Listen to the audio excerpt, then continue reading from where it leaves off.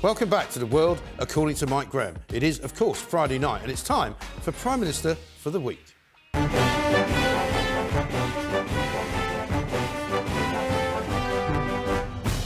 So now it's time to introduce you to this week's panellists for Prime Minister for a Week. And as I always say, Prime Minister for a Week doesn't sound like such a bad idea after we had one for a month. And maybe they can do even better than Liz Truss. Rishi Sunak's been in for a year. Seems longer, doesn't it, somehow? Anyway, here we have Andrew Eborn, barrister and futurist, it says here, which is always good. Better to be a futurist than a pastist, I suppose. And Jeremy Spake, for the first time, welcome. Thank you. You've shocked me by telling me that your appearance in the world's first reality TV show, Airport, was much longer ago than I remember. It's scary. You are being called the first reality TV star and, of course, aviation expert. You starred in Airport. I did indeed. Which was a brilliant show, I have to say. Thank you. I really enjoyed it. I don't watch any reality TV now. In fact, I don't watch anything apart from Talk TV because it's in my contract. But, Very good. But there we are. Andrew, let's come to you first. Prime Minister of the Week, what would you do? Well, the first thing I would do, we are living in a diseased information age, and the first thing we have to do, people work throughout their life. Yes. They pay tax and so on and so forth, which is ridiculous amounts of tax. Ridiculous amounts, 45% on the top rate and so on and so forth. And then when you die, if you earn more than £325,000 left, after all of that, you have to pay 40% again. Right. Crazy. So and now, because of the price of property, if somebody's got a house, presumably, and lots of people are, you're going over that quite easily now in a way that you wouldn't have before. Cash rich, basically cash poor and asset rich. If it's $500,000, I think it is property if you give it to your kids. Right. But it's still crazy. Yeah. We should, and so what I would suggest that we do is we should abolish inheritance tax. I think we should abolish any tax which involves taxing people more than once. Yes. So, for example, if you pay income tax, you shouldn't pay VAT, right? If you don't pay income tax, you pay VAT. I mean, that's one idea. Yeah. But what do you think of his idea, Jeremy? I like the idea of not penalising people twice. Thank you. But it does give the old tax man a bit of a let-off, doesn't it? Because there's less work for them to do. Well, no, but it's easy. But I'll tell you what. Well, that's good then, is you get rid of some of them. That's and true. You don't need as many civil then there's less of a servants. burden on... I like that you idea. can get rid of the inheritance tax department altogether. Good idea. But and I'll tell you what, it's actually really inefficient because it only raises $7 billion. Right. And if you look at that in terms of real terms and other ways that you can raise money, it's tiddly in the whole realm of things. Because only governments can actually invent themselves and grow if they can keep taxing it. So if you think of council tax, for example, 75% of your council tax goes on paying the wages and the pensions of the people collecting it. Yeah. And you go, well, if there weren't so many of you, you could reduce the bleeding council tax, couldn't you? Absolutely. You could indeed. I mean, this is called free marketeering. The Conservatives used to believe in it. I don't know what happened. Jeremy, what's your first idea? So my first one, I've spent my entire life working with people on the minimum wage. Yeah. And I kind of think it's about time that perhaps politicians were on the minimum wage, along with some of their Now, this is refreshing. Yeah. Because people are always saying to me, why don't we pay them more money? I'm like, why would you? No. So what you do is you put them on the bare minimum wage. You put the senior civil servants on there with them because they're in cahoots with everything. Yeah.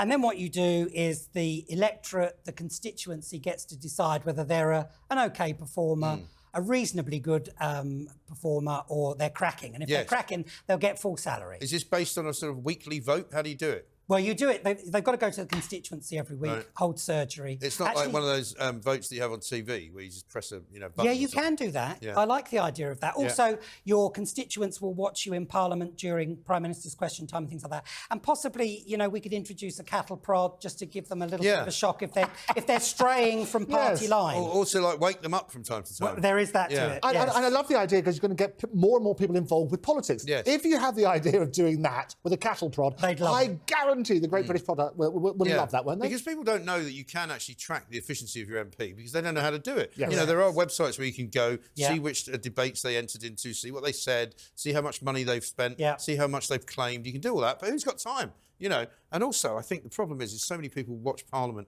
and see it empty so often. Yes. And it's probably a bit unfair to say that they're all off skiving or fondling each other in some gentleman's club in Mayfair. But the point is that, there are times when there should be more of them there. No, you're absolutely right. That's where they work. And Mike, you're so right. People don't know why they're not there. Right. And all you do, and it's funny, ever since they started televising Parliament, people sort of smartened up a little bit and so on and so forth. Right. But now they don't bother to turn up. Apart from Jeremy Corbyn, he still looks the same. Indeed, but their behaviours have not changed, have they? Right. But the cattle prodding will make them change. Yes, you see, every time they jeer or they nod off or you just give them a little bit of a So would there be shock. a sliding scale of this reform? Absolutely. So they'd start low, and they'd get bonuses for what, for example? So 12.5 grand starting salary. We'll treat them like cabin crew, keeping the aviation theme going. Yes. And then each time they manage to get all the trolleys in a line, if that makes sense. So actually meet the needs of their constituents. Right. So rather than sitting there necessarily completely towing the party line, because sometimes you actually need to stand up for the people who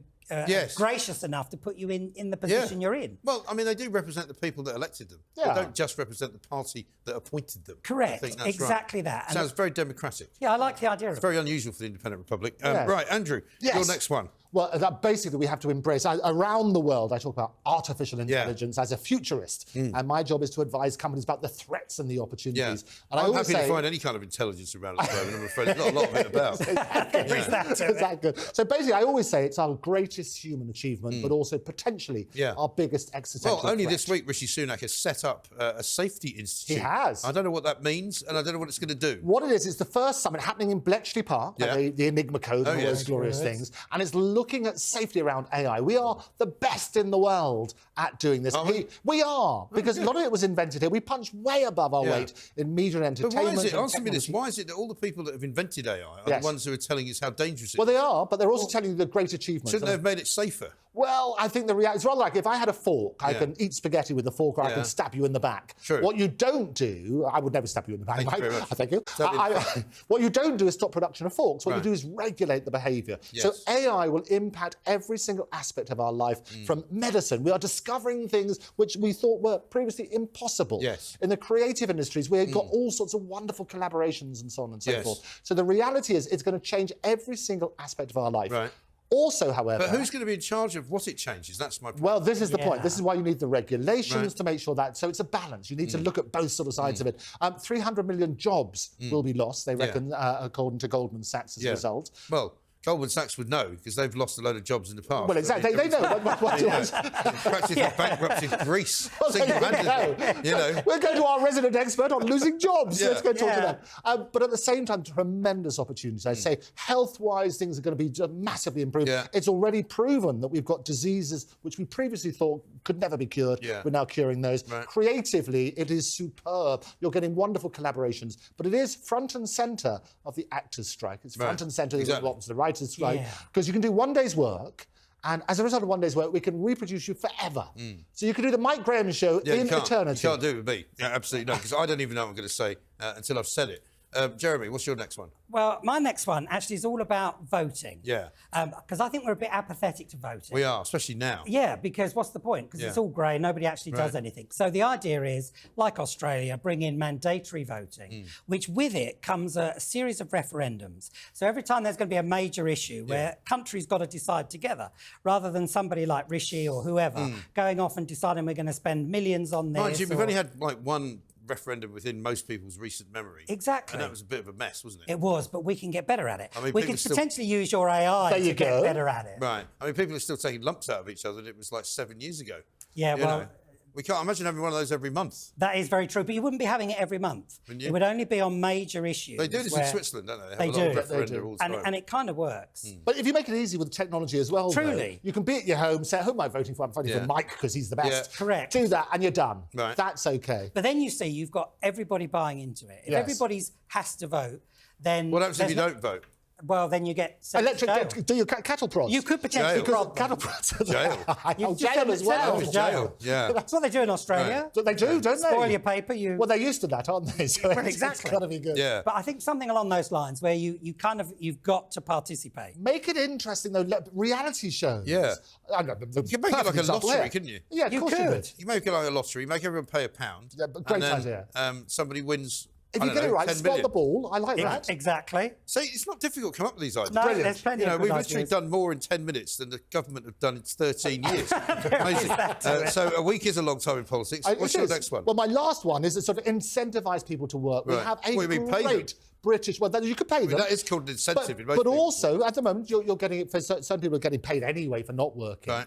It goes back to my tax point beforehand. Yes. But it's more than just money. I always say that a fee is a fair exchange of energy. Yeah. So fair exchange of energy means that you've got to turn around and say, what are you getting as a result of Yes. it? Get work satisfaction. Make sure that's appropriate. This is bad news for the civil service because they're all going to be fired, aren't they? Well, but possibly. But also, You if find you out they get haven't rid done of anything all day. you can get rid of There's the the root of boring the problem. jobs. Yeah. So that's what I'm saying about AI gets rid of the mundane. Well, yeah, but what do you then do with the people that were doing the boring jobs? Well, they can basically have more leisure time. They don't want more leisure time. They can't afford to do anything because they haven't got getting paid. But does the flip side of that You're not going to mean start giving me some universal payment system. Well, it might work. Oh we my should God! So you were examine doing that. well till then. He was doing well. unemployment burden? Well, no. What do we do with them? Well, it depends on what you do with your life and what happens when people retire.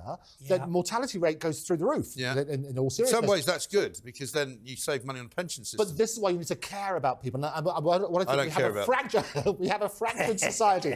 I want to encourage the old and the young to get together. Right. Let's improve society. Never has What, there you mean been a like better Leonardo time. DiCaprio's girlfriends? Well, That sort of thing. I'm all in favour of that. Jeremy, we've only got a couple of minutes. So What's your last my one? last one is urban sprawl. Yes. So I live out in the country, Right. and I just see Not for this- long. No, indeed. Yeah. So Is HS2 coming your way? no, thankfully. All right. That's one of those long-term projects. Yes. It's no longer a long-term Yeah. project. Right. But the business of the sprawl of building going on, particularly in the south of the UK, has to stop because there are plenty of empty houses all up and down the country. So the idea is you're obviously going to put a whole load of people out of work so they can go up to places where there's houses already sitting empty, do a bit of home DIY.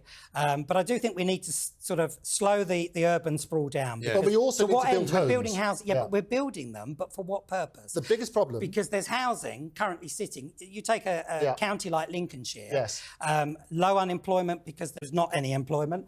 But they've got shed loads of houses sitting empty. The biggest problem. But nobody wants to live there because there's no work, right? No, so you have to have a program where you transfer businesses and incentivise businesses to move to those places Yes. to create employment opportunities so that we're not just building for the sake of building. Trying to get on the property ladder as a kid these days when you're starting work is virtually impossible. Well, it depends where you live as well, That's though. I mean, also that's the true. point. I mean, that's partly what you're saying. Now, all fascinating ideas. I mean, we've compartmentalised them right into a tiny, tiny little piece of conversation, but they're both great, actually. But Andrew, you were doing brilliantly until I decided to work out that you were a bit of a do-gooder, which we don't like around here at the Independent Republic. You know, all this, lovey-lovey, sing Is that right? kumbaya around the fire and sort of holding hands and not doing any work at all of any kind, expecting everybody to be happy and wealthy. I mean, it's a bit pie in the sky, I have to say. Not that it's a bad thing, but I'm going to give it to Jeremy Thank you because very I much. like his idea of the old electrocutor in the House of Commons. Only very mild, of course. Yes, I wouldn't I wish would- to hurt anybody. just a sedative. And of course,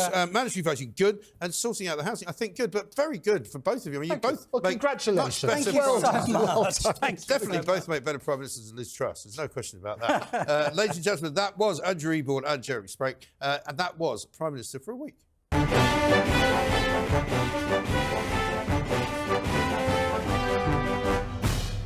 That was The World, according to Mike Graham. There'll be more, same time next week.